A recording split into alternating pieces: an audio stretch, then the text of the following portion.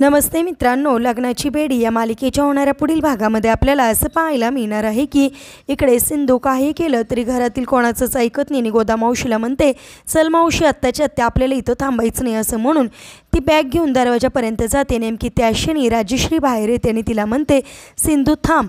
राजश्रीला तिथं आलेलं बघून सगळ्यांनाच आश्चर्य वाटतं आणि राजश्रीने थांबवल्यामुळे सिंधू आणि गोदा मावशी थांबतात। त्यानंतर राजश्रीसाठी सिंधू पुन्हा एकदा घरामध्ये येते। त्यानंतर राजश्री सिंधूला असं म्हणते की तू कायमच्या आम्हाला सोडून चालली होतीस का? त्यावेळेस सिंधू हो असं म्हणते। सिंधू हो म्हणता क्षणी सगळेजण तिच्याकडे बघतात। त्यानंतर घरातील सगळे व्यक्ती ज्याच्या त्याच्या रूममध्ये गेल्यानंतर सिंधू गोदा मावशीला बोलत असते की बघितलं ना मावशी, राघवला माझ्याबरोबर भांडल्यावर किती बरं वाटतं आणि आजसुद्धा त्यांना बरं वाटते, मी त्यांच्या चेहऱ्यावर बघितलं। त्यानंतर लगेचच सगळं काही बोलणं इकडे मधू ऐकते।